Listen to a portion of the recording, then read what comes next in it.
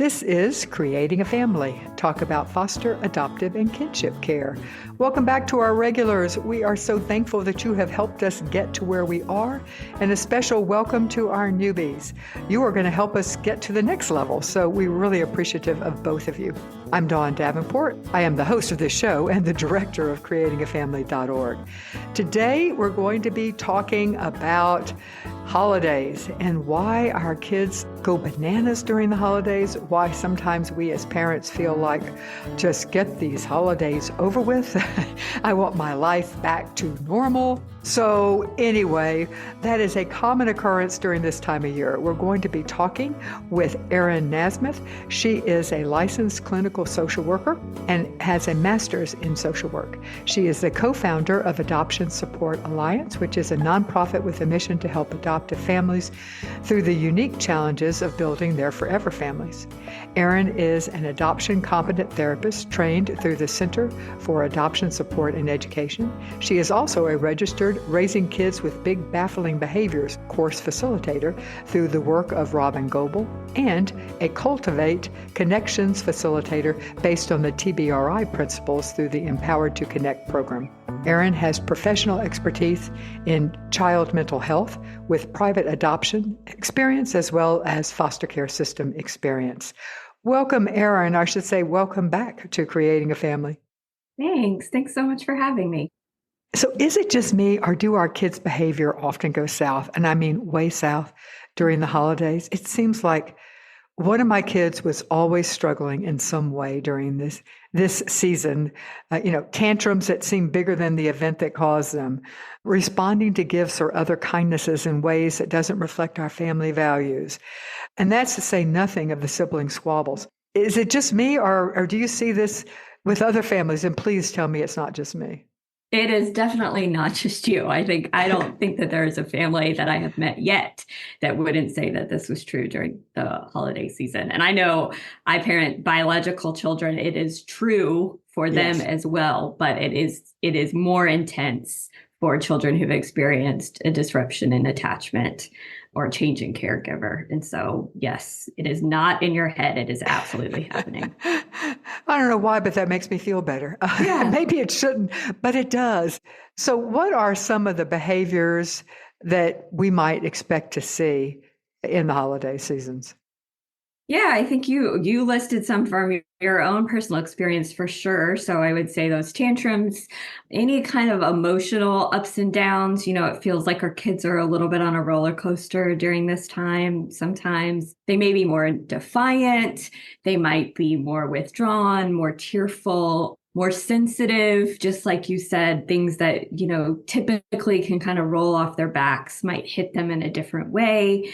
They might think people are out to get them more and kind of interpret things through a lens of disorganization and increased kind of sensitivity to everything around them. I think you can see kids be more hyperactive during this time. That certainly is true in my family. And just like you said, that ungratefulness that tends to come out again for all kids, but even more so for kids who've had attachment breaks. Yeah.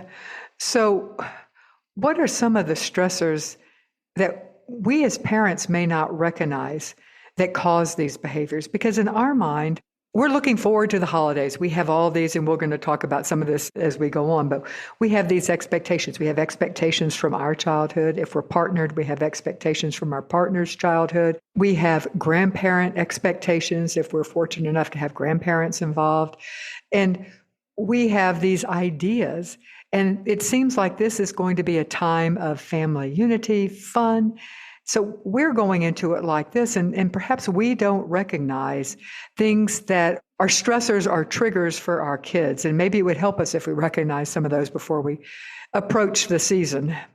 I think that's true. I think anything with parenting, if you can manage your expectations appropriately, it goes better for everyone, right? Yeah. So I think just anticipating what some of those stressors might be can be really helpful. So I think there's lots of factors that play into this. One of the things that I feel like is the biggest thing is just the natural change in routine that happens Yes. over the holiday season, Yes. right? Everything is different. We're not really sure what's coming next. Our meals might not be, going out to eat more or with friends more. It's good Bedtimes are things. shot. I mean, they are totally shot.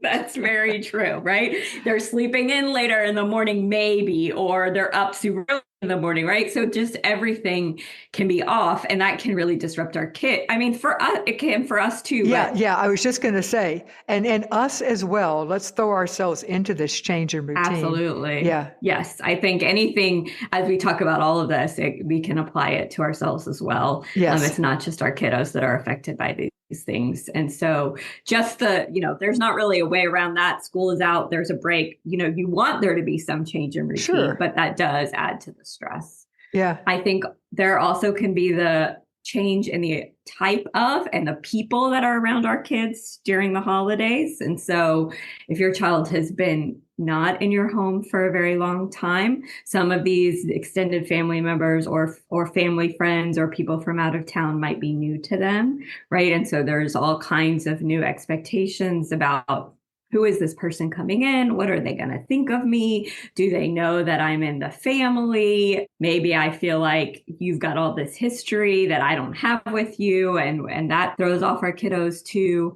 Maybe, you're out in public a little bit more, or you've traveled out of town. And if there's a transracial component to your family, you're getting more questions about, is she with you? Or who's getting the check today, or, those kinds of questions that come when people don't make the assumption that you're not all together. And so I think those interactions with new people can really, really throw our kids off sometimes. Mm-hmm. Again, I think the balancing act with holidays is you want those people in your children's lives and you want those experiences. So the advice here is not to, cocoon and don't talk to anyone during the holidays. That's good, but it's just anticipating what those kinds of struggles might be and what your child's perspective of those new experiences might be as you go through. Mm-hmm. And I'll throw out another one, and that is just the too much of everything, too much dessert, too many new toys, Yes. just too much sensory overload, and everybody potentially wanting to spoil the kids. And so it's not just you as parents, but again, if you are fortunate enough to have people in your life who want to spoil your kids, what a wonderful thing. And some kids handle it with aplomb, other kids do not. They do not. That's right. And they're trying. I mean, I feel like I can feel this myself in the holidays of the want and the things. And, you walk into a store and, oh, that would be nice. And that would be nice. And right. And for our kids, that's times 10. And then they get the things and maybe it doesn't feel quite as good as they expected it to, or heaven forbid your mom gets the wrong thing. They wanted this color and this brand and it's a little bit off or something. And they're disappointed. I mean, it's just their disappointment shows and it doesn't fill them up in the way that they expect. I think for a lot of kids who maybe this is the first time they're being spoiled like that, it can feel really overwhelming of just, do I deserve this? And I don't know how to handle this kind of feeling. And this is too big for me. And, there's just a lot swirling in there that goes with the acceptance of all of this abundance.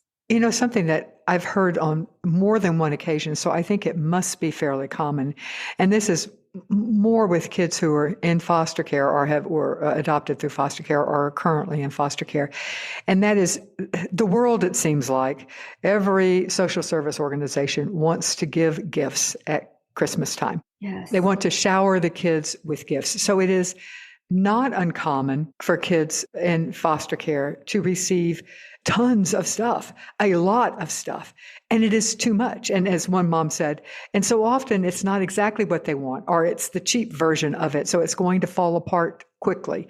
And that's a real challenge. Another challenging aspect of it is if you have children who are non-foster kids in your family. Yes, and the comparison. Yeah, and so all of a sudden, and some groups are cognizant of that and try to bring presents to all the kids that are in the family, but others are not. It's just for foster kids. And, there's all the, a party after party where groups want to get together and shower the kids. And the expectation is the kids come and act very appreciative. And it's a real challenge for many foster families to try to figure out.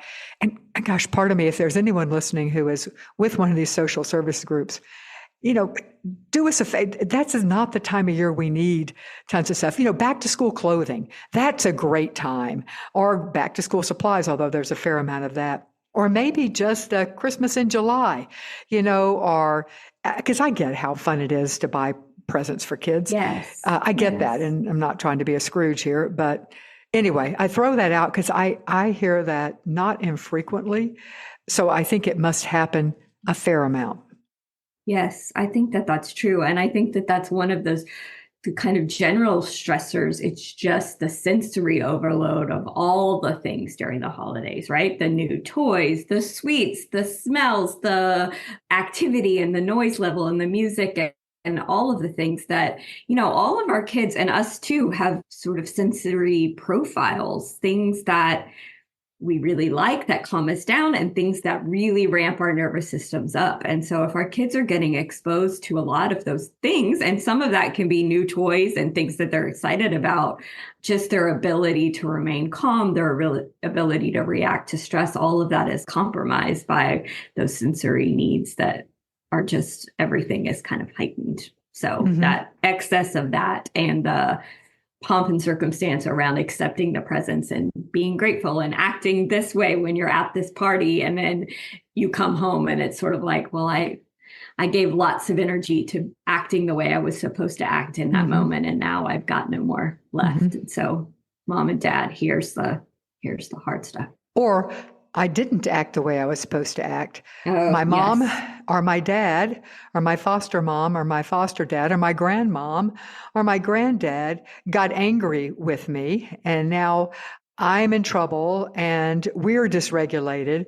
And I'm going to continue spinning because I didn't live up to their expectations, or maybe I didn't live up to my own expectations as a kid, what I wanted to do. Yeah. Yeah. And look, I've messed it up again, and now they're mad at me, and I've ruined the holidays, and I'm a bad kid, and all those sneaky, ugly kind of self-talk that are going through our kids that come from, their lives before they've been in safe homes. It sneaks up on them for sure. Yeah, for sure. What are some other stressors? I mean, one that certainly comes to mind is I always think that we as parents need to look at ourselves and, we are also more distracted. So what are some other things that we could look internally and say, okay, how are we contributing to some of this? I think that's a really good point, right? We experience more stress around the holidays as adults too. We have all these expectations on ourselves of making the holidays just perfect and having all of the to-do things, the lists and lists of things that we need to do. And sometimes that our busyness can lead us to kind of miss the connection with our kids. And going back to the routine, right? We're maybe not sitting in bed with them and reading 2 books or something before bed because we're putting them to bed later. And we're just missing that connection because of all the busyness we're experiencing. I also think there's something that can happen, where I don't know. I think about, especially in family dynamics. So if you go home for the holidays and you're with your family, you might regress a little bit, right? As you're around your siblings, or as you are feeling the stress of family dynamics that kind of throws off what your children are expecting from you. You might just act a little bit different or be sillier or be more laid back. And not all of them are bad things, but they're different. And so sometimes our kiddos are like, wait a minute, I thought I had you figured out. And this is how you act as my mom. And now you are like saying yes to things that you usually don't. And or vice versa. I'm being judged by my mother because of blah, blah, blah. Because I'm not acting right. And that I'm not perfect in front of grandma. And I'm going to be a little stricter here because grandma is going to approve if I, put the hammer down, because that's what she would have done, blah, blah. Yeah. And she doesn't understand, or so-and-so aunt or family member, like doesn't know what it means to parent a kid from foster care, or who Yes. has experienced an attachment disruption and don't know that actually these behaviors we're seeing are very common, and sending them to timeout is maybe not going to get the same response that it gets Yes. for your kids, Or right? paddling will give them a good swat on the hiney, and that's going to take care of it. Yes, Yeah, yes, I mean, yes. and you don't have time nor the effort to try to want to explain it. And quite frankly, chances are you have tried to explain it and it's fallen flat. So you're stressed because of the fact that you're being judged. The expectations you're trying to live up to. Yeah. Absolutely. And so I think just being mindful of that as parents, I talk to my clients a lot and I think about this, and I think that this is particularly true for the holidays, is that sometimes the quality of your connection moments with your kids during this time is going to matter more than the quantity, right? So maybe you don't have as long of a bedtime routine and those connection moments, but you're making a real point to find one-on-one time with your child to just say, hey, how are you doing? How is this going? How are you feeling? What do you need? Can I give you a hug? Those kinds of things. And that those quality interactions really will make a difference to get you all through kind of the disrupted routine of the holidays. And our kids come to us, many of them, not all, but many of them come to us with a past history with holidays, with their family. And as much as we want them to like our traditions and we want to create a wonderful holiday for them, the truth is we can't replicate what they experienced. And while we may know that a lot of what they experienced was not good for them, it was still their experience, and their holidays were their experience. And many of them have fond memories. Some of them don't even have clear memories, but it's their past, and they're not having their past. It's different now. Mm-hmm. Yes, I think that can be really true. I've learned, I have noticed it in my own body, and have also learned about how connected our memories can be to our sensory experiences. So even for our little kiddos, maybe who don't have clear memories of the holidays, can be triggered by things like seeing Santa or hearing certain music or certain smells of, holiday goodies and stuff. And so that can bring their bodies back to the things that were either really hard about the holidays previously for them, Good point. or the things that were really good about the holidays. And that can bring up all kinds of feelings for them, right? And so being clear, giving room for those memories to happen, to talk about them if your child is able to give them space to have the feelings that they might have, whether those are positive or negative feelings, that both are okay, and that you use those as kind of a connection point, if at all possible. I'll give an example of this. I know of a family eventually they adopted him, but he was their foster child at this time, and he was 12. And this was actually their second Christmas with him, but it was a repeat of the first Christmas. And he just would go to his room and hole up, and if they tried to get him to come out, he would argue and yell things that were unkind and behavior that really had not been typical of him at all. And just really resisting, and only when forced would he come, he'd sit down for the meal and he would immediately leave. And it was only afterwards, with some real gentle probing by the mom and through a therapist, that he said that in the past, the holidays were a time where he probably didn't associate it necessarily with drinking, but it was drinking related, where the family would get wild. There would be a lot of drinking. There would be yelling. There would be screaming. There'd be extreme happiness. And then, of course, it would dissolve into a mess. And for his preservation, he learned that the best thing you can do during the holidays is go to your room, stay there, and don't come out. Try to become as, a mouse that no one will notice. And that's the safest way to do that. And I don't know that he could necessarily have articulated that. That was just, this is a dangerous time. Protect yourself. And it was only through really careful therapy that they were able to uncover some of that. And honestly, what they did was, we'll talk about this in a minute about strategies, they more adapted to him, at least at the beginning, than expected him to adapt to them. Yeah, that's really good. They accepted that this was where he needed to be. And another example, kind of on the other thing, was a child who just did not seem satisfied and was just the meal was all wrong. And this was a Thanksgiving meal, and it was just all wrong, and in her mind, just bad. It was just all wrong, bad. Not She the wasn't way you're having. supposed to do Thanksgiving. It's not the way you were supposed to do things. And the mom had tried to make she had talked about a sweet potato casserole with marshmallows on top. So the mom had looked up a recipe and did that even though they hadn't. And the child did not accept this. And it turned out that in her family, she wasn't able to articulate this, but again, through digging, there was brown stuff on top. Well, it turned out that on top of the marshmallows, that her grandmother had always sprinkled a lot of brown sugar on top of the marshmallows. So it was brown stuff was on top.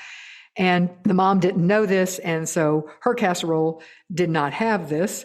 And the mom was irritated because she had gone to all the trouble of looking this up, preparing something new. This child just, rained completely on her parade. Everything fell apart. And again, it was only until afterwards that the mom was willing to explore a little deeper, and they figured it out. And anyway, so I throw those out as examples of things that can make it seem like there's nothing we can do that is right. And yet there's a reason behind it of the history, past history, both good in one case and negative in another case. I think that can be one of the most powerful pieces of advice when those kinds of things come up, where you're just like, I am not sure what is going on here and why these behaviors are coming up, or why you're so upset about the sweet potato casserole, right? To just give yourself room for, and give your child room for, there is a reason, right? There is a reason behind this behavior. I just might not quite understand it yet.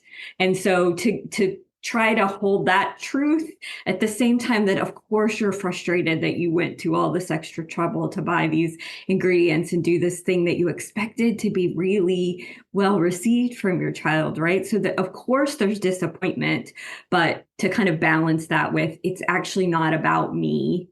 It's about, there is a reason from her history that has led to this kind of disappointment, and I've got to create space for that. And eventually I'm going to figure it out. And maybe that will make it hit you a little less painfully. Hit you as the parent. As the parent, yes. It's the parent, right. Yes. Because as is the case of the first example I gave of the boy who wanted to stay in his room, that family ended up just giving him a lot of permission to be in his room and have less expectations, and just gradually, without the expectation that he will change. I think that something you raise, the term that we've heard sometimes from parents is, it feels like they are intentionally sabotaging the holidays. Yes. Thank you for bringing that up. I think that is a very common feeling. I know. And that what you said about there is a reason, we may not know it. We may never know it, is the truthful answer too. But to give our kids grace and to accept that it is seldom an intentional, I want everybody around me to be miserable. So seldom. Like, I would say almost impossible. Like, kids want the holidays to be good, just like you do, right? And so when it messes up, I mean, I recognize that they contribute to the messing up, but I really don't think it is like, I want to try to make my family miserable right now. I don't think that is a conscious thought. Because they're also making themselves miserable. They absolutely are. Yes. It doesn't go well for them either. And so I know it's easier said than done, but work hard to make some positive assumptions about what's going on, or give them the benefit of the doubt rather than assume malintent behind the behaviors, or assume intentionality around it. Think of them more as, you're reacting to memories or traumas or, the feelings that come up during this time, that all of those things make sense. They make sense. They're not convenient to me, and they're making our situation a little more complicated, right? But I can understand where they're coming from. Yeah. Another stressor is that often during the holidays, the professional supports that we have in place are not there. Our wonderful therapist, for some reason, wants to take time off during the holidays. How rude. Our teachers, are not going to, they don't seem to want to keep our kids throughout the holidays. And that's hard too, isn't it? It is. I think that, if you're getting the kinds of professional supports that are benefiting your family, which I hope that they are, Yeah. right? Those touch points with people who are caring about them, who are familiar faces, who, even as small as the woman in the front office who says hi to them by name, when they walk into the school building. Well, they're not seeing her anymore. So during the holiday season. Right. And so we're really kind of losing the people who are giving those sort of daily filling our kids' cups. And so just to recognize that maybe there are things that you can learn from your occupational therapist or for your mental health therapist that can help you kind of give those moments, give those encouraging moments, give that space for them to kind of sustain them during the time that your vacation schedule or the professional's vacation schedule might keep you guys from seeing each other as regularly. Mm-hmm. Let me take a moment to remind you that we are looking for your questions. Our Weekend Wisdom podcast is our Answer Your Questions podcast. Each episode, we take one question and we answer it in about 5 to 10 minutes. So send us your questions. It makes it a lot more fun for us and a lot more interesting for the listeners when we get good questions from our audience. And we've gotten some wonderful questions as of late. So send them to info@creatingafamily.org. Or if you have whatever app you're using allows you to send us a message, you can use whatever podcasting app. If it allows you to send us a message, we will get it that way too. So don't forget, send us your questions, info@creatingafamily.org.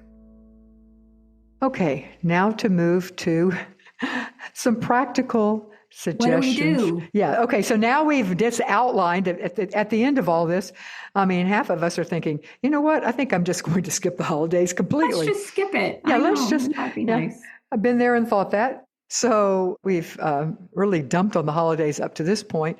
Now let's shift to talking about some practical ideas on how we can make the holidays smoother for our kids and for us. One that you've mentioned a number of times is managing our own expectations. Let's talk some about that.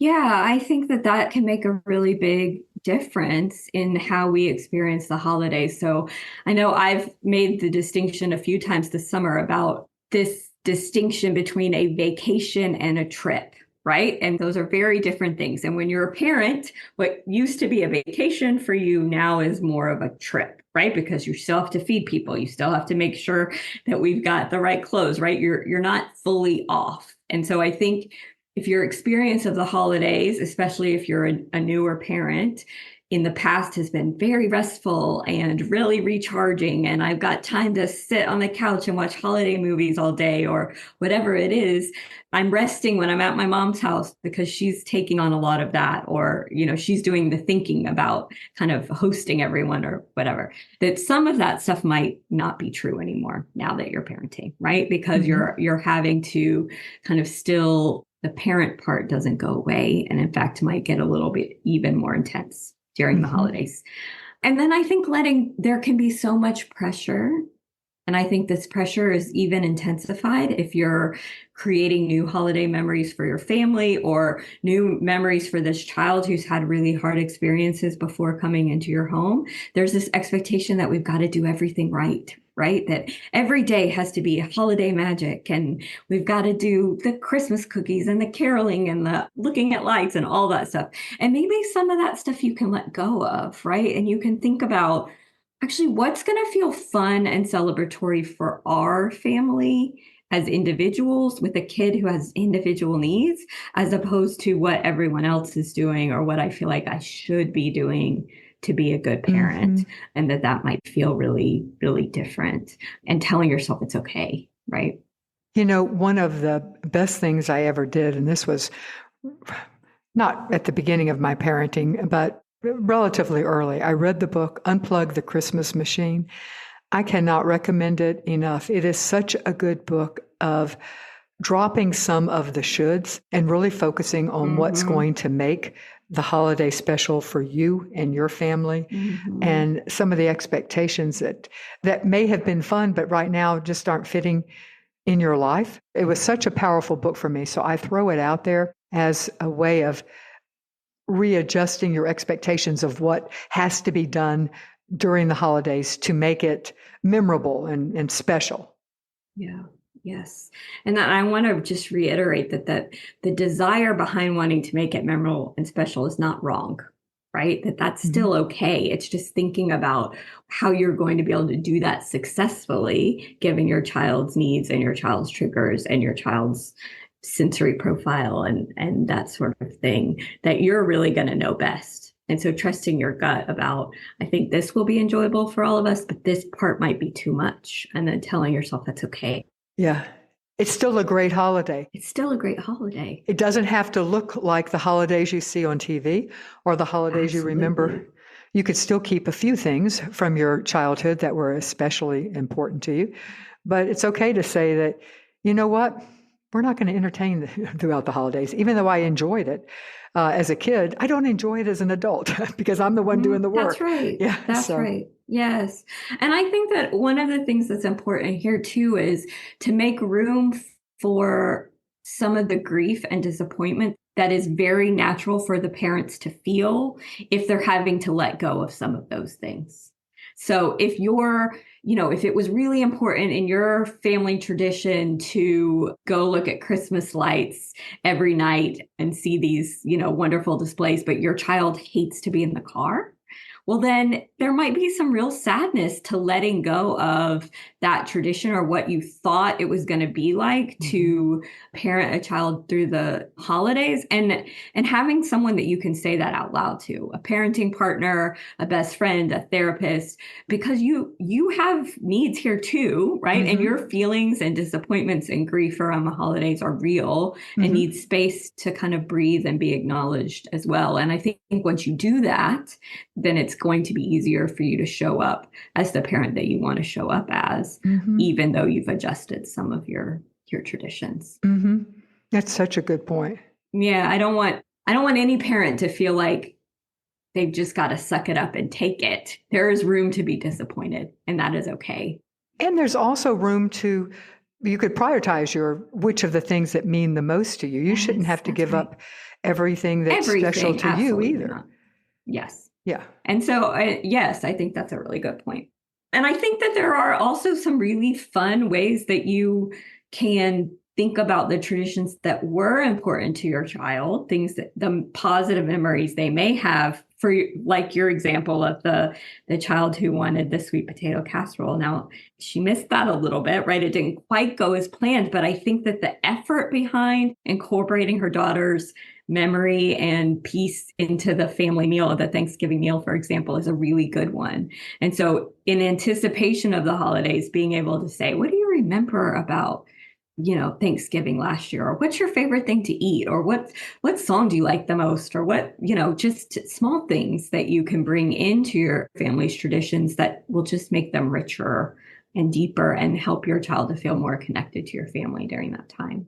And you can also, if you have connections with the birth family or the birth extended family, grandparents, reaching out to them to help you better understand what it is that was important to the child, or what were some of the family recipes, or what is the brown stuff that was on top of the sweet potato casserole. Yes, the benefit of openness is you can go straight to the source, and then you're more likely to get it right.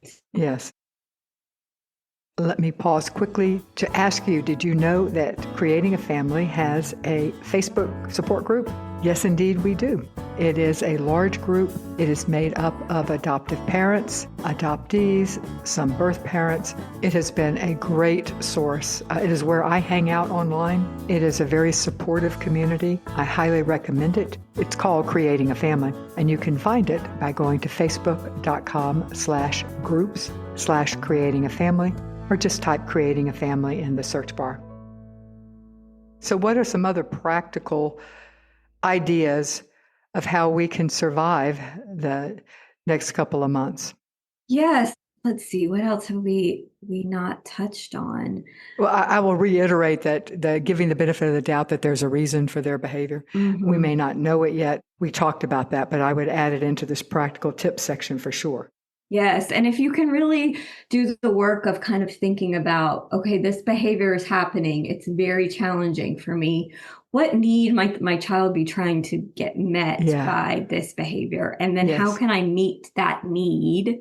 If the need is met, then the behavior in theory will diminish. And so giving yourself some room to make those adjustments and think about what's the reason behind this. Again, going back to the idea that there always is a reason. It might not click in place for us right away. Something that I think that this is just an extension of everything we've just been talking about, and that is to be flexible. We have celebrated the holidays in a specific way before this child joined our family. And our expectation, going back to that word expectation, is that this is the air quotes around the word right, but this is the right way. This is our way. And sometimes we may need to shift it, as with the example of the 12-year-old who really just needed to hunker down in his room a lot. Some kids, they just don't handle coming down, seeing a bunch of presents that Santa brought and unwrapping a bunch of presents under the tree.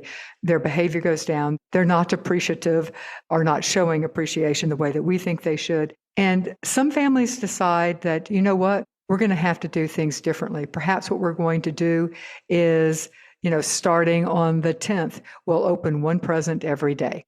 So on Christmas, all you're opening is one present. It just downplays some of the emotional intensity, some of the overwhelmingness. Yes. And I'll give an example of another family that their child repeatedly opened presents. They would wrap the presents and then the child would go under the tree and before Christmas.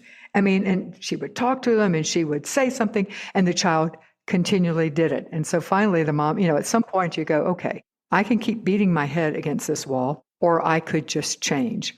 So then I think it's probably the next year, she laid all the presents out and had that child help wrap them. They were the child's own presents and other kids' presents. It was, for whatever reason, this kid it wasn't pleasant for them to not know, the excitement of not knowing. So she just enlisted this kid as her wrapping helper. And it turned out, as the years went by, the kid got very good at wrapping and became the family wrapper. The mom thought, this is wrong. She won't have the surprise, because for the mom, the surprise and the anticipation was part of the fun. It's part of the fun, right? But for the child, it was not, Yes, I love that example. Because that is the mother doing the work of putting themselves in the child's shoes and thinking about, how does this feel for them? What does it seem like that they are enjoying, and what does it seem like that feels really hard for them, even though that might be very different from what I anticipated, and then making adjustments. That's a really beautiful example. And you may be surprised that once you take the fight out of it, it becomes something that's not important to the child. And I'll give an example of my own life. As a kid, I was notorious for spending all of December hunting for Christmas presents and finding them and trying to find them. And at some point, my parents just said, okay, well, this is silly. We won't hide them any longer. They're in that closet over there. If you want to go see them, open it. And turn it on the other foot. And I didn't really, I think I wanted the hunt more than, and I wanted to. Yes, so I stopped opening the closet. It was like, okay. But that's exact. I think that's a great example of what I was saying about, like, just think about what the underlying need is there, right? The need for the child of opening the gifts over and over again was the excitement is too much. I need to know. And maybe it's a little bit of like a need for control. And I think in my case, perhaps. Right.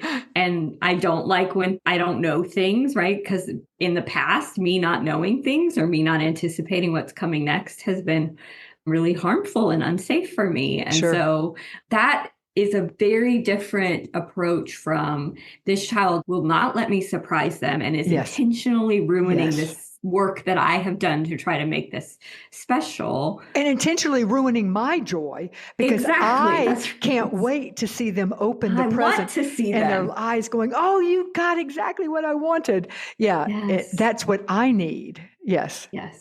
Mm-hmm. And it really, it can be hard. That can be hard work to do, to kind of untangle what is for your children and what is for you. But I really think that work pays off every time, to just give some space to examine what that is, why that's important to you, and why it is rubbing up so strongly against how your child is acting in that moment. That helps everybody to kind of roll with it more easily and overall have a better experience together. So, what can we do for our children to help prepare them and to make it easier, the holiday season easier for them? Yeah, I think going back to the point about the change in routine, I think as much as you can tell your child and communicate what to expect from the holidays, whether that's, just verbally telling them, okay, tomorrow is going to look like we're going to do X, Y, and Z. Or if it's for a child who can read, it's making a calendar and writing down important things so they can go back and look at that over and over again. That can really help reassure and create a sense of felt safety for our children so that we're kind of counterbalancing that lack of predictability that comes from not having a routine and giving them back some of that. I think whenever you can, maintaining pieces of your routine that are the same. So if in the days that you can make bedtime similar, in the days that you can take breaks and do some mundane, family chill out time, or going to the grocery store together if that's something you always do, or even sitting down and having a regular family meal that includes vegetables during the holidays, right? I think so much we're doing things on the fly or at a party or with friends, and sometimes it's just, let's go home and eat like meatloaf and broccoli like we do very regularly at our house, and just have some predictability. And so I think working those in as much as you can to your routine can be really helpful for your kids. And for us. And for us. That's right. Yeah. That's right. I think anytime you're thinking about spending time with extended family members or family friends that maybe your kids are less familiar with, you can do some work to, show pictures ahead of time, talk about, remember you met them before at so-and-so's birthday party, or they gave you this gift, or you guys went and did this together, so that they can anticipate who they're going to be around and feel more connected to them. And I think it's really important to remember how much our kids change from year to year at the holidays, right? And so, yes, they may have been around Aunt Sally 2 Christmases ago, but they were 4 2 Christmases ago, and now they're 6. And so their understanding of who Aunt Sally is going to change a lot, right? And so even if it feels like you should know this, you've met them before, their understanding of that relationship, of what it means to be someone's aunt, about family relationships and that sort of thing, it's going to be different this year because they're developmentally different. And if you have pictures from 2 years ago with Aunt Sally playing with them, take out those pictures and show you and say, this is Aunt Sally. You saw her when you were just a little kid. Now you're a big kid. I wonder what you're going to do with her now. You won't play peekaboo because you're a big kid now, but what could you do? That type of thing. And what kinds of things might you want to tell Aunt Sally about? She's going to ask you, I think those could be hard questions for me, right? But you're around your aunt and they're going to say, how's school going? Or tell me about your friends. And so let me kind of coach you about, they might want to hear about your recital that you did for dance, or they might want to hear how you were part of a science Olympiad or whatever, so that your child can feel prepared to age with those people in a way that, leads them to be confident and feel like they have something to contribute, as opposed to just shying away behind your leg, or I don't know, or fine, or one-word answers, right? You want them to feel prepared to have those conversations as much as they are able to. And, giving our kids permission to disengage. We want them to be there. We want to have, because they can help make our Christmas, because if their reactions are as we choose, that is special to us. But you know what? Sometimes we all just need some space. Yes, that's very true. And I think, especially if you're traveling, if you're staying with family members, if you're not in your own house, I think it can be really helpful to kind of say, here's where you can go, right? Here's the guest room where you can go if you need some quiet space, or let me show you where grandma's back porch is, because that's a great place to go if you need some quiet time, and just give them lots of permission to take those moments away as they need to kind of reset themselves, because that's a really great coping skill. right? Yeah. Even that you want them to have, right? When you're feeling overwhelmed. And maybe you have them ask for permission first or make sure you tell me where you're going, but you kind of give them that out that they need because that will quiet their nervous systems. If they know they have a place to go, they may not need to use it as much, right? As opposed to if they feel trapped. Sure. It's they know it's there. It's their security. That's right. Yeah. That's exactly right. That makes great sense. Let me interrupt this interview briefly to thank the Jockey Being Family Foundation for their support in general, but they've been a huge support for this podcast. But in addition, they support our free courses, and it's through their support that we can bring you these courses. We have 12 courses that focus on parenting, be it adoptive parenting, foster parenting, or kinship parenting. They come with a certificate of completion if you need that. If you don't, it's just good information for helping you be a better parent. You can find them at bit.ly/JBF support. That's bit.ly/JBF support. So what are some ideas for, this is all fine and good because we're talking, we're the parents, and fortunately, the holidays involve, if we're lucky, extended family. So how do we get our extended family on board? Because we're changing their routines too. Yes, that's really true. I mean, I would hope that some of this work is happening outside of the holidays, right? Especially for people, family members that you're close to or close to your child, that have at least a couple of people in that space that you feel like you can be honest about. This is something they're struggling with, or we're seeing that this behavior is coming up a lot, or that this thing is a trigger, so that you're not a day before you're showing up at a family's house, kind of giving them okay, here's all the hard things that are about to happen as we come, as we come into your holiday, so that it's not brand new information. Happy holidays. We're here. Yeah, exactly. Good luck, everybody. Yeah, good luck.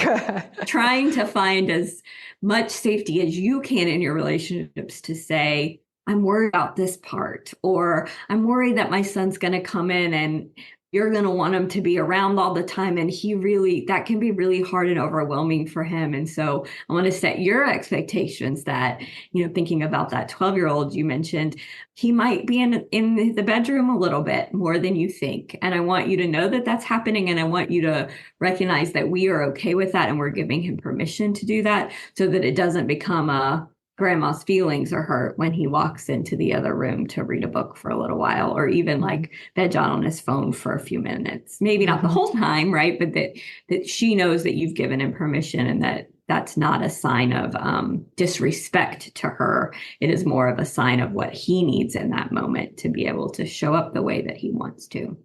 Also preparing her to not then be addressing you by saying, all you do is let him play those stupid games, and he go, and or the subtle comments about, how this generation is going to hell in a handbasket because all they do is stay on their phones, or they stay on their tablets and they play these games. That's and right. Blah, blah, blah. So preparing them in ahead of time so that they understand. Yes. The other thing that I think comes up a lot, I know from in my family that this is very true, is that when we're gathered for holidays, we can have lots of conversations about who looks like who, and hey, go stand next to, and where do you do that thing? Oh, that's just like your grandpa, right? And so that those kinds of conversations naturally come up in my family, where we're all biologically related, and that is sort of a fun thing for us to do. If we had an adopted child in my family, that would not be a fun thing to do. Mm-hmm. And I would need to have a conversation with my parents and my brother and sister to say, hey, we've got to be really sensitive if we start talking about genetics or who looks like or where you got something, that no longer applies to everyone sitting around the dinner table. I really want to ask that we don't do that.